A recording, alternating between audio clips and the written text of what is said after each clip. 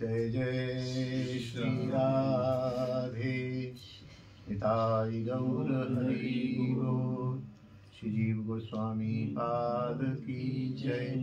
गोपाल चंपू ग्रंथ रत्न की जय। गुरुजन वृंद की जय। वैष्णव वृंद की जय। गिरिराज महाराज की जय। तुलसी महारानी की जय। ब्रजरज रानी की जय। यमुना रस रानी की जय। श्रृंगार वट की जय। समस्त वैष्णव वृंद की जय।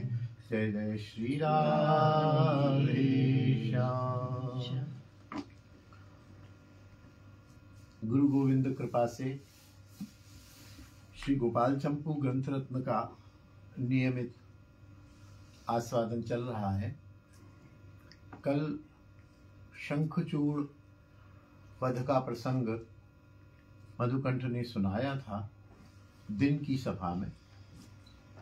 आज रात्रि की सभा है और मधुकंठ ही सुनाएंगे, होली का प्रसंग सुनाएंगे।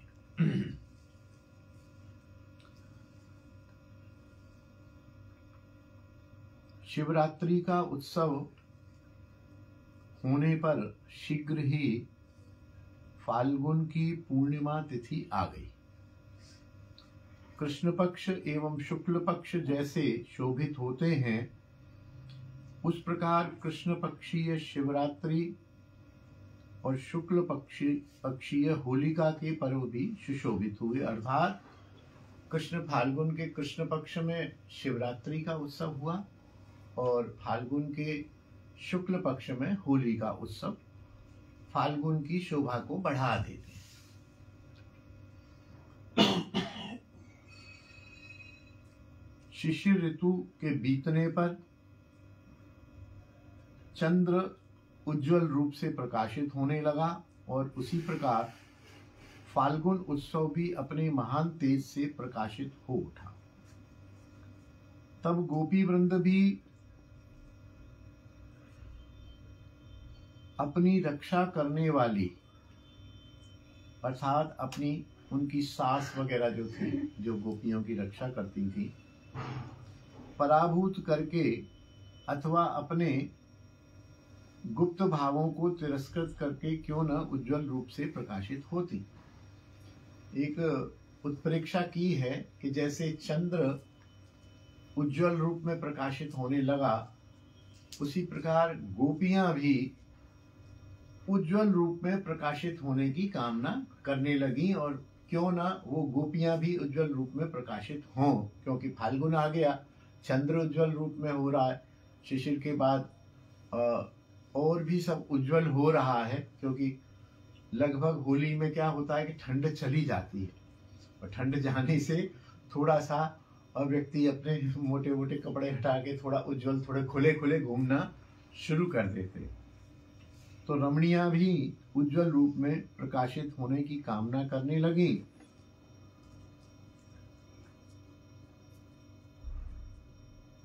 और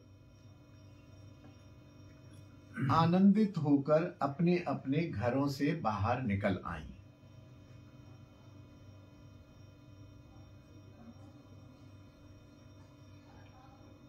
वे सारी गोपियां प्रेमानंद पूर्ण होकर दिव्य वेशभूषा धारण कर जनसमूह के बीच होलिका उत्सव में कृष्ण के निकट अभिसार करने लगी।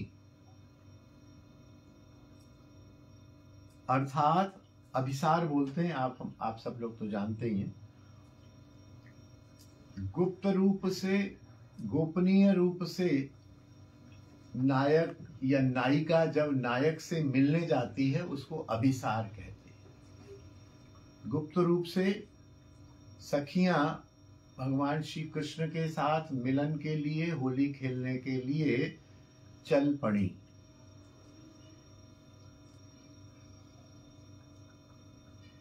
अनेक सखियों के साथ श्री राधा आदि भी वस्त्रों से सुरभित जल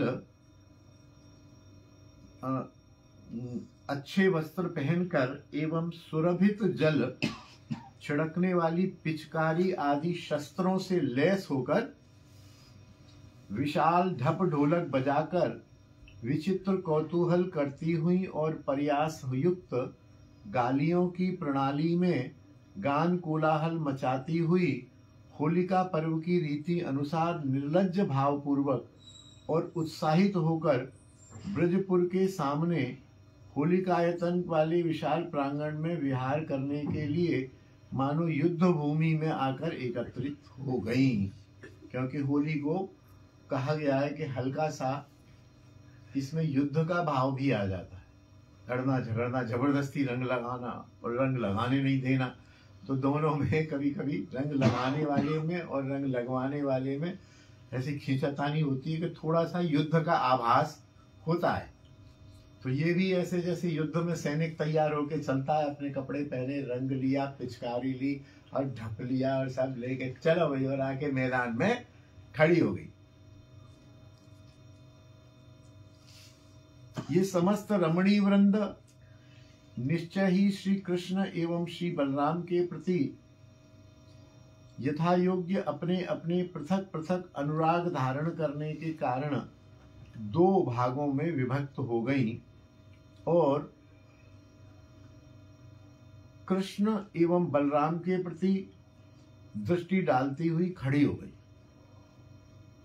ये यहां रहस्य बताया कि जिस प्रकार कृष्ण को प्रेम करने वाली कृष्ण की प्रेयसी गोपियां थीं, उसी प्रकार बलराम की प्रेयसी गोपियां भी थीं।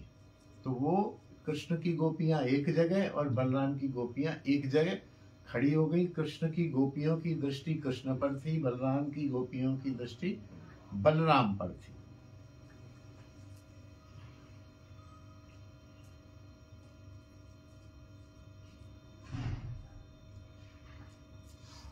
हाँ,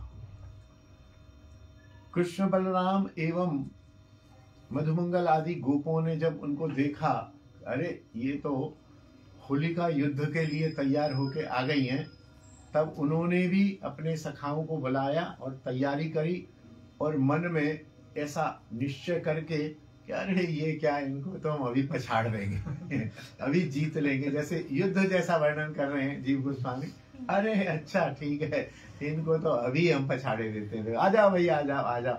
और ऐसा करते हुए यहाँ बीच बीच में सेना शब्द का भी प्रयोग किया है। मधुमंगल आदि सहायक मित्रों द्वारा सेना की रचना करके उन्हीं गोपियों की भांति उत्साहित होकर कृष्ण और बलराम भी इच्छुध्वनि करते हुए वहां आ गए। उन्होंने वहां आकर विभिन्न प्रकार के बाजों से कोलाहल किया और विपक्षी सेना की अवहेलना कर दी और जोर से हल्ला करते हुए अपने बाजे बजाते हुए आगे बढ़ने लगे। तब गोपी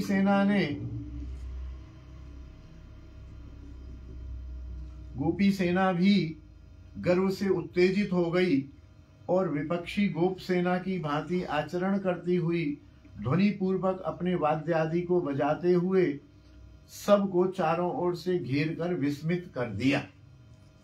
गोपकाल इधर बढ़े हैं, गोपी सेना खड़ी हुई है, हल्ला करते हुए जा रहे हैं, उपेक्षा करते हुए, अरे ये तो कुछ नहीं। उन्होंने भी चारों तरफ से उनको घेर लिया। दोनों तरफ पर्याप्त स्पर्धा हो गई। एक ओर तो श्री कृष्ण राजा रूप में और दूसरी ओर श्री राधा रानी रूप में श्री राधा जी रानी रूप में विराजित हो गई, जिसे देखकर समस्त जनों को विस्मय उत्पन्न हुआ। वहां जिस प्रकार कृष्ण के ऊपर शुभ्र वर्ण श्रेष्ठ चामर मणि छत्र विराज रहे थे, कृष्ण के ऊपर सखाओं ने छत्र विराज दिया, चांदी का चामर चला रहे हैं राजा की तरह से, और राधा जी को भी गोपियों ने मणि चामर छत्र आदि से सजा दिया। श्री कृष्ण एवं राधिका इनमें से कोई भी एक दूसरे के नेत्र प्रांतों के तेज अथवा नेत्र कटाक्षों को सहन नहीं कर रहा था। मतलब श्री कृष्ण एवं श्री राधिका एक दूसरे से आंख नहीं मिला पा रहे थे। दोनों की आंखों में पर्याप्त तेज था। कौन विजयी होगा, कौन पराजित होगा, यह भी कोई निश्चय नहीं कर पा रहा था।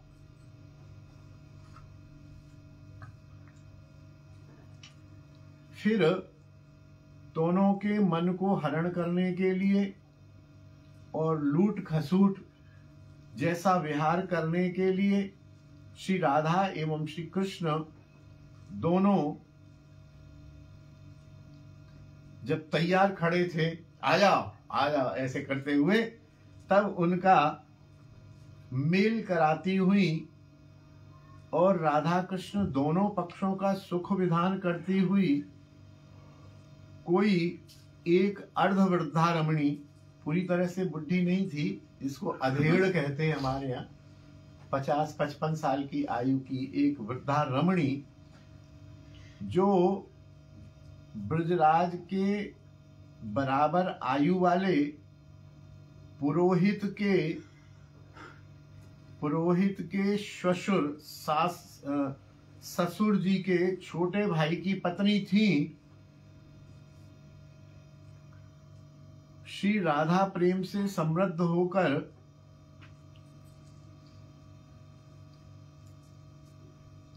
मध्यस्थ पद को ग्रहण कर लिया उन्होंने। वो राधा जी के साथ आई थी यद्यपि, लेकिन उसका संबंध भी बता दिया।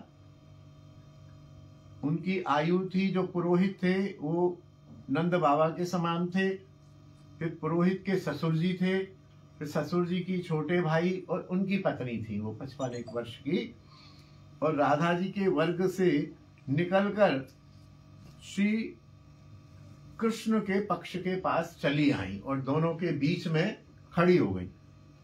उस रमणी ने वहां आकर प्रणाम किया और कहने लगी कि मैं निश्चय ही बुद्धिमती एवं पंडिता हूं, क्योंकि पुरोहित थे तो ब्राह्मण थी वो, और पुरोहित के ससुर भी ब्राह्मण, ससुर का छोटा भाई भी ब्राह्मण, उसकी पत्नी भी ब्राह्मण। तो बोली मैं बुद्धिमती एवं पंडिता हूं, मैं पंडित हूं और बुद्धिमान हूं। और महाराज राज राजेश्वर गण जिनकी आराधना किए करते हैं, उन श्री राधा जी के दौत्य कार्य में दक्षता प्राप्त हूं। अर्थात अनेक राज राजेश्वर गण जिन राधा जी की आराधना करते हैं, उन राधा जी की मैं दूती हूं और मैं उस दौत्य कार्य में दक्षता प्राप्त हूं, मतलब स्पेशलिस्ट हूं दूत कार्य करने की। अतः आप मेरी बात को जरा ध्यान लगा के अच्छी तरह सुन लीजिए। उसके इतना कहने मात्र से मधुमंगल हंस पड़ा जोर से और कहने लगा कि क्या कहा तुमने, क्या कहा, अच्छी प्रकार सुन लीजिए। हाँ सुन लो भाई, सुन लो, सब सुन लो, देखो इसकी बात सुन लो, इसकी बात सुन लो, सुन लीजिए। हाँ सुनी तो नहीं, तू बोलेगी तो हम सुनेंगे, कोई खाएंगे थोड़ी। उसने उनकी जैसे खिल्ली सी उड़ाते हैं ना, लो भैया सुनो सुनो, देखो सुनो, कोई खाना मत, सुनो सुनो इनकी बात सुनो। यह सुनकर सब हंस पड़े और वह दूती रमणी कहने लगी, हाँ हाँ मुझे मालूम है तुम सबके सब बहरे हो, इसीलिए मैं कह रही हूं कि सुनो, ध्यान से सुनो। हास प्रयास तो होगा, होली है। तो मधुमंगल ने कहा, तुम्हारी यह स्वच्छंदता और धृष्टता, तुम ये जो उछल रही हो, ये ठीक ही है, स्वाभाविक ही है, क्योंकि तुम इस पृथ्वी की अधीश्वरी श्री राधा के अधीन होकर और किसकी अधीनता स्वीकार करोगी, क्योंकि तुम राधा की अधीश्वरी, राधा अधीश्वरी की अधीन हो, उनकी दूती हो, तो तुम्हारा इस प्रकार से अकड़ना और उछलना ठीक ही है, कोई बात नहीं। तब कृष्ण गंभीरता पूर्वक बोले, सुनो दूती, ये फालतू की बातें छोड़ के तुम क्या कहना चाहती हो, साफ साफ कहो। किंतु वह दूती शिष्टाचार की पालन करने वाली उस राधा जी ने यह आदेश किया है, क्या आदेश किया है, यह कहते कहते फिर बीच में विष्णु विष्णु विष्णु विष्णु ऐसे कहकर बोलने लगी। मैं भूल गई, मैं भूल गई, सुनिए सुनिए, मैं भूल गई हूं, सुनिए, ध्यान से सुनिए।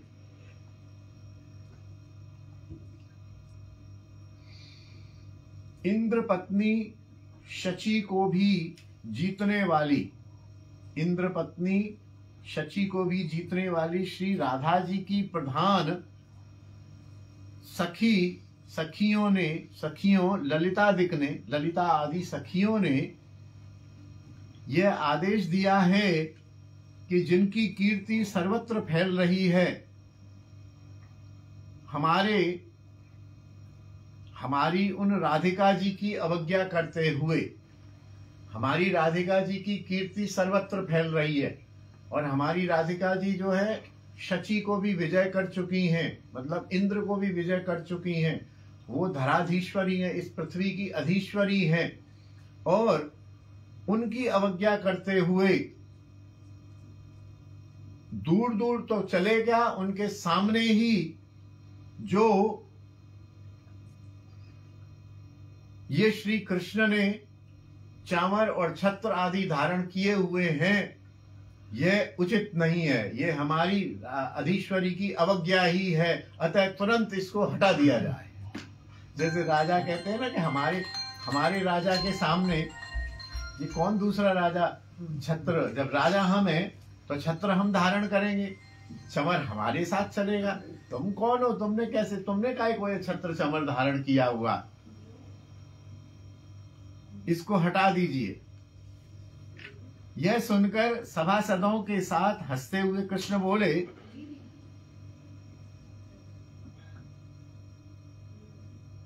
हाँ बहुत सुंदर, ठीक है, हम ये छत्र और चमर हटा देंगे, राजी हैं, हमें कोई तकलीफ नहीं है। लेकिन राजाओं की ये एक शैली रही है कि अब किसी भी बात के लिए, किसी भी विजय के लिए पहले युद्ध करना पड़ता है। अपनी महारानी से कहो युद्ध के लिए तैयार हो जाएं, हमसे युद्ध करें, यदि हम युद्ध में हार जाएंगे तो हम अपने छत्र हटा देंगे, नहीं तो तुम हार जाओगी तो तुम अपने छत्र हटा देना। तब मधुमंगल उस दूती के सामने आकर कृष्ण के प्रति कहने लगा,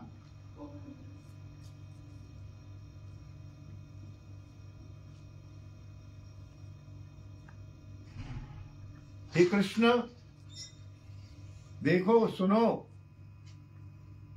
मेरी बात ध्यान से सुनो। एक तो राधा रानी स्त्री जाती है, यहां भी वही चक्कर है।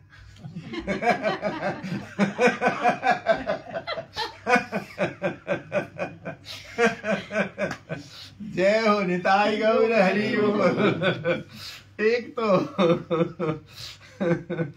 राधा रानी स्त्री जाती है और दूसरा वो जो है अस्त्र धारण कर रही है।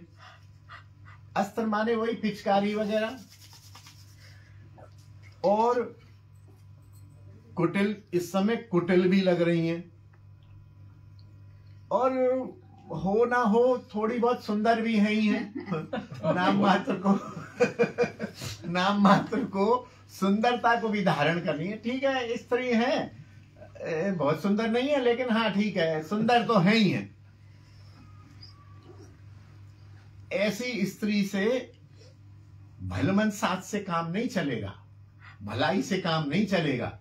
सीधे उनसे आप जो है संकोच करते रहे या शिष्टाचार करते रहे, भी स्त्री है और सुंदर है तो आप जो है दबे रहो, ऐसे काम नहीं चलेगा। तो कृष्ण ने कहा तो मधुमंगल क्या करे, फिर क्या होगा? बोले आप भलमन साथ छोड़कर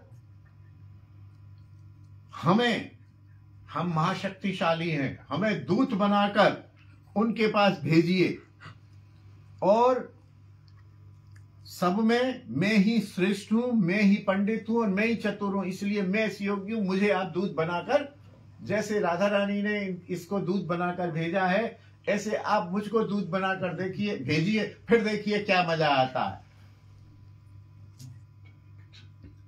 दूती ने हंसकर कहा, अरे निकम्मे, यदि तू पंडित है तो फिर मूर्ख कौन है? मतलब तू तो मूर्ख है, पंडित कहां से आया? यदि तू ही पंडित है तो फिर मूर्ख कोई नहीं हो सकता है, सभी पंडित हैं फिर तो। मधुमंगल ने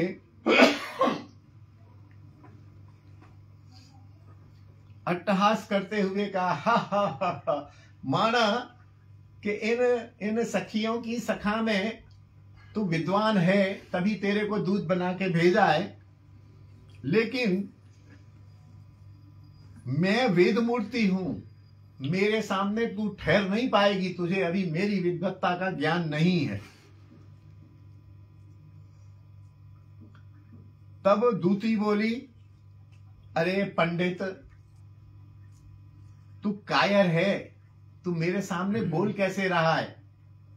अतः तू चुप करके सुनता रहे, इसी में तेरी भलाई है, तू ज्यादा मत बोले, मुझे पता है। मधुमंगल श्री कृष्ण की ओर क्रोधित करके देखने लगे। कृष्ण, देखा तुमने? देखा तुम्हारे सामने ये तुम्हारे दूत को क्या कह रही है? एक मामूली सी दूती देख रहे हो तुम? ये दूती भर्त्सना योग्य है, ये हमारे साथ बातचीत करने के भी योग्य नहीं है, इसको हटाओ यहां से। अपने दूत बन गए। हाँ, तुम इसे यहीं रोके रखो, बातों में उलझाओ, तब तक सुधी गणों में अग्रगण्य, मैं मतलब जो सुधी और श्रेष्ठ गण है उनमें मैं अग्रगण्य हूं, मैं विपक्षियों के खेमे में जाता हूं और सब पता लगा के आता हूं कि क्या क्या अस्त्र शस्त्र पिचकारी आदि क्या क्या लेके आए हैं, उस हिसाब से हम भी तैयारी करेंगे। मैं बहुत विद्वान हूं, मुझे युद्ध का बहुत अनुभव है। तो दूती ने भी फिर हंस के कृष्ण की तरफ देख के कहा, कृष्ण, निश्चय ही यह जो दूत आपके सामने खड़ा है यह व्याकुल हो गया है और मेरे से भय खा गया है, इसीलिए ये मेरे को यहाँ छोड़कर भाग जाना चाहता है। ये अभी तो शुरू ही नहीं हुआ युद्ध, तो ये यहाँ से भाग जाना चाहता है। यह मेरे समान निशंक या निर्भय नहीं है, यह आपको कलंकित ही करेगा, क्योंकि इसकी हार हुई तो आपकी हार मानी जाएगी। मैं नहीं, इसकी व्याकुलता और इसका भय ये ठीक ही है, क्योंकि मैं तो बिल्कुल निर्भीक हूं और मुझे देख के अच्छे अच्छे भय खा जाते हैं। तो ये जो भय खा रहा है ठीक ही है, इसको भय खाना ही चाहिए। मेरे सामने कौन रुका है आज तक जो ये मूर्ख पंडित रुकेगा? और बोला, मेरे में ये जो गुण है निर्भीकता और ये मेरी राधा से गुण आए हैं, मेरी स्वामिनी भी निर्भीक है तो मैं भी निर्भीक हूं। और ये जो आपका मधुमंगल है ये डरपोक है, सीधी सी बात है, जैसे मेरी स्वामिनी के गुण मुझ में आए हैं, इस आपके दूत में आपके गुण आए हैं, आप भी डरपोक हो, आपका सेवक भी डरपोक है। अतः ये आपका सेवक भी डरपोक है। श्री कृष्ण ने कहा, हे भामिनी, इसको ऐसा मानना चाहिए कि श्री राधा वामा है, वामा नायिका है ना, दक्षिणा नहीं है, आप हम सब लोग समझते हैं।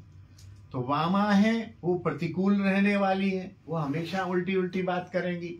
हम जो है दक्षिण नायक हैं, हम अनुकूल रहने वाले, हम सीधी सीधी बात करेंगे। इसको इस तरह से समझो आप।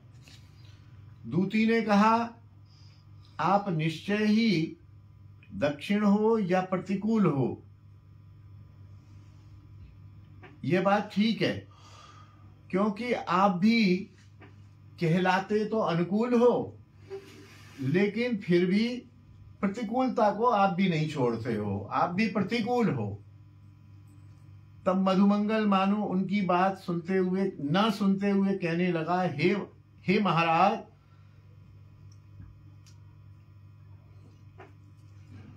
वामत्व प्रतिकूल रहना ही इन स्त्रियों का बल है। इनमें जो बल है वो प्रतिकूल रहने का ही है, ना ना ना ना करने का ही बल है इनमें। अन्यथा तो इनको अबला कहा गया है, इनमें बल है कहाँ। स्त्रियां तो अबला हैं, इनमें और कोई बल नहीं है। दूती ने कहा,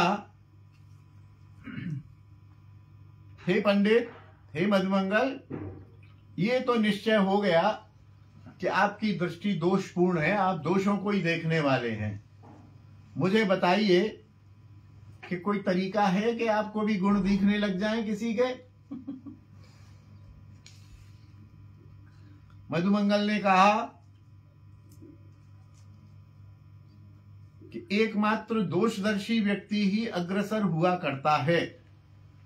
अर्थात यह एक मुहावरा है कि विभिन्न विभिन्न क्रियाओं में, विभिन्न बातों में दोष को देख के ही दोष का निराकरण करते हुए भी कोई व्यक्ति पंडित बनता है। हमने ये बोला इसमें दोष देखेगा नहीं, ये अशुद्ध है, इसको ऐसे बोलिए ये शुद्ध है। तो यदि वो दोष न देखे तो वो प्रगति नहीं कर सकता है, पंडित नहीं बन सकता है। बहुत अच्छी बात कही है।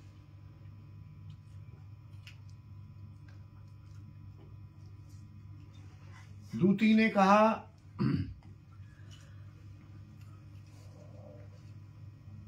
आप असंख्य व्यक्तियों के सामने,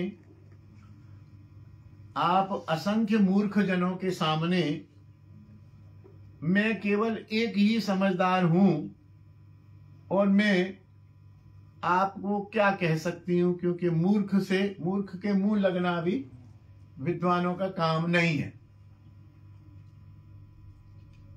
तथापि फिर भी कुछ कहती हूं, आप सुनिए। श्री राधा जी में भी जो अबलापन है वह निश्चय ही विरोधी लक्षणा है। उसी प्रकार यह अबला शब्द भी विरोधी लक्षण में प्रयोग किया गया है। वस्तुतः वह राधा अबला नहीं है, वो सबला हैं। उनका शरीर शस्त्रमय है। हम रमणियों में मुख्य उन राधा जी को उपलक्ष्य करके उनके शरीर का अवलोकन करो, ध्यान से देखो राधा जी को।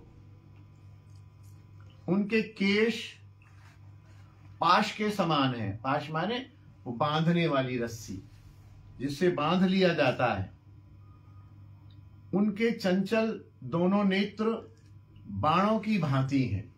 किसी की तरफ तिरछी दृष्टि से देख लें तो वो घायल हो जाता है। उनकी भ्रकुटी, भौं, आईब्रो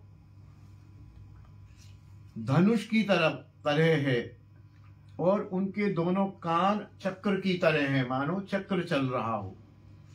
उनकी नासिका दिव्य छुरी की तरह से है, और दंतपत्ति हीरे की तरह से है। इसी प्रकार अन्यान्य अंगों को भी अन्यान्य अस्त्रों के समान समझ लेना चाहिए। इस प्रकार इन शस्त्रों से युक्त होकर श्री राधा स्वयं प्रकाशित हो रही हैं। उनसे बढ़कर और कौन बलवान है। यह वचन कृष्ण को कटाक्ष पूर्वक देखते हुए दूती ने कहा। ये सब वर्णन करके कृष्ण की तरफ देखा, देखा उनसे और कौन बलवान है, अर्थात तुम उनसे ज्यादा बलवान नहीं हो। इस प्रकार मधुमंगल एवं दूती के विवाद करते समय उस दूती द्वारा बताए गए श्री राधा जी के सौंदर्य को देखकर क्षण काल के लिए धैर्य धारण किया। उन्हें वास्तव में ही श्री प्रिया जी में, प्रिया जी है ना, हास परिहास चल रहा है, तो उनके नेत्रों में, कटाक्ष नेत्रों में उनको बाण दिखाई दिए, भौहों में धनुष दिखाई दिया, दंतपत्ति में हीरे दिखाई दिए। तो उनके सौंदर्य और माधुर्य से प्रभावित होकर श्री कृष्ण कुछ क्षण के लिए ऐसे देखते रह गए, स्तब्ध हो गए। कृष्ण ने कहा, हे दूती, तुम जाति से नारी हो और प्रतिकूल दर्शनी हो, किंतु मेरे दूत मधुमंगल ने यहाँ राजनीति ही दिखाई है, न कि भय। वो भय से नहीं भागा है, वो राजनीति के कारण यहां से गया है। अतः तुम तब तक यहीं रहो जब तक मधुमंगल मेरा दूत वहां से लौटकर नहीं आता है।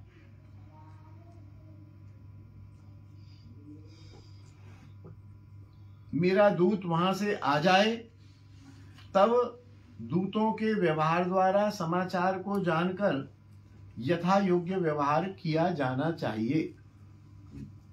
ऐसा कहकर श्री कृष्ण ने मधुमंगल से कहा, ठीक है तुम जाओ, मैं इस दूती को यहाँ रोके रखता हूं। दूती ने कहा, जो व्यक्ति न्याय एवं प्रमाण वाक्यों में अवस्थान करता है उसे मध्यस्थ कहते हैं। जो न्याय की बात करे दोनों तरफ से, उसे मध्यस्थ कहते हैं। परंतु जो केवल दो व्यक्तियों के बीच में आकर अवस्थान करता है उसे मध्यस्थावत अर्थात मध्य में खड़ा होने वाला वृक्ष कहा जाता है। जड़ कह दिया, जड़ कहा जाता है। यह मधुमंगल तो फिर भी निपुण है, अतः इसको कुछ समझाने की जरूरत नहीं है। यदि जाता है तो चला जाए, कोई बात नहीं।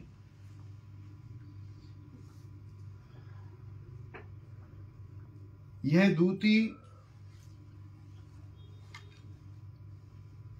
दूती निश्चय ही मंगल शून्य है, धृष्ट है। ये कैसे अच्छी बात बोलेगी? इससे मुंह से अच्छी बात निकलेगी नहीं, जो धृष्ट व्यक्ति है। तो इसको जो बोलती है बोलने दो। और यह कहता हुआ वह मधुमंगल श्री राधा जी की उसमें टोली में घुस गया। वहां से चलकर उन राधा जी के पास पहुंचा। उसने बहुत बहुत आशीर्वाद वचनों द्वारा प्रसन्नता प्राप्त की। सबने मधुमंगल को नमस्कार करके मुस्कुराते हुए आने का कारण पूछा। क्योंकि ब्राह्मण है, कृष्ण का सखा है, इसलिए सभी सखियों ने इसको आओ पंडित वर प्रणाम, प्रसन्न रहो प्रसन्न रहो प्रसन्न रहो, आने का कारण पूछा। तो कहा कि मैं आपका नृत्य दर्शन करने आया हूं, आप नाचो, मैं उसका दर्शन करूंगा। मधुमंगल ने आगे कहा कि एक आपकी दूती वहां कृष्ण के पास गई है और कहती है कि हमारी रानी समस्त पृथ्वी की अधीश्वरी आपसे मिलने की इच्छुक है। जबकि ऐसा दूती ने नहीं कहा। अब ये राजनीति कर दी उसने। उसने तो कहा नहीं मिलने की, उसने तो बल्कि धमकी दी कि ये पंख चमर हटाइए आप, हमारी रानी यहाँ आएंगी। तो बोले उन्होंने ही कहा है कि वो हमारी रानी जो है वो आपसे मिलने की उत्सुक है। तो ये सारी हाँ, उसने उसके वचन सुनकर विस्मय पूर्वक हमारे महाराज ने हमसे आज्ञा की है कि हमको पहले भी पता है आपकी रानी जो है वो पुरुषानुगत है, पुरुषों के पीछे चलने वाली है, पुरुषों पर ही डिपेंड है, इसलिए हमारी उसके प्रति कोई विशेष श्रद्धा नहीं है। अतः वह अपनी भगनी को हम में से किसी के लिए विवाह के लिए विवाह कर दें, उनके लिए यही मंगल होगा। राधा रानी तो पुरुषों के पीछे लगी रहती हैं और उनका कोई अपना वो नहीं है। तो अगर उन्होंने ऐसी प्रार्थना भेजी भी है तो हमारे महाराज ने कहा है कोई अपनी कोई सखी फकी हो तो उसको भेज दो, हमारा कोई सखा फका उससे विवाह कर लेगा, बस इतना तो हम स्वीकार कर सकते हैं। तब सबने कहा अरे ये मधुमंगल तो बड़ा धूर्त है, बड़ा चतुर है, यह निश्चित बात है कि झूठे वचन कह रहा है। कृष्ण ने कभी भी ऐसे वचन नहीं कहे होंगे और वह हमारी दूती भी ऐसा नहीं कह सकती है कि हमारी राधा रानी आपसे मिलना चाहती हैं। और हमें तो ऐसा लगता है कि हमारी दूती को इन सखाओं ने मिलकर बांध दिया है। फिर विशाखा जी ने कहा, अरे ये कुछ भी कहता रहे, तुम इसके कहने का विचार क्यों कर रही हो, उपेक्षा क्यों नहीं करती हो, कहने दो इसको, इसके कहने की बखत ही क्या है। क्योंकि इस ब्राह्मण का आचरण सहज नहीं है, ये वंचना कर रहा है हमारी, तब यह कैसे सरल हो सकता है, कैसे सत्य वचन कर सकता है। फिर मधुमंगल ने कहा, अरे विशाखा, मुझे उल्टा सीधा बोलने की क्या जरूरत है, मुझे इसमें लाभ ही क्या है।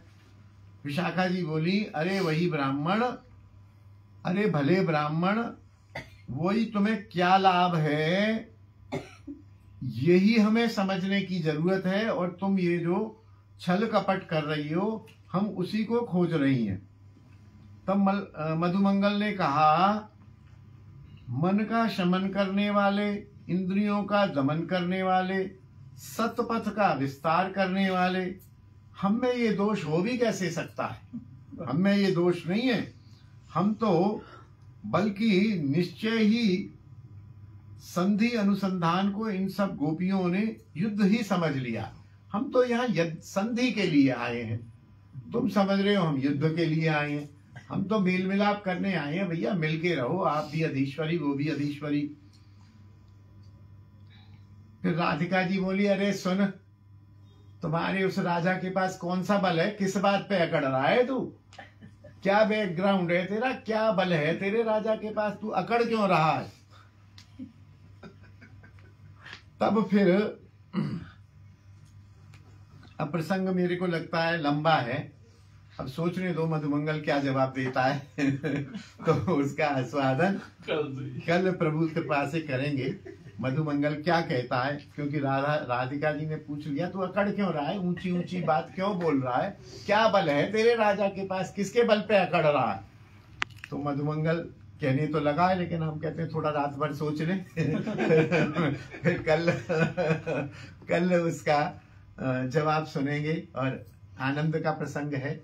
जय जय श्री राधे निताई गौर हरि बोल। जीव गोस्वामी पाद की जय। श्री गोपाल चंपू ग्रंथ रत्न की जय। होरी लीला के भूमिका की जय। गिरिराज महाराज रजरानी तुलसी महारानी यमुना रसरानी की जय। श्रृंगार वट की जय।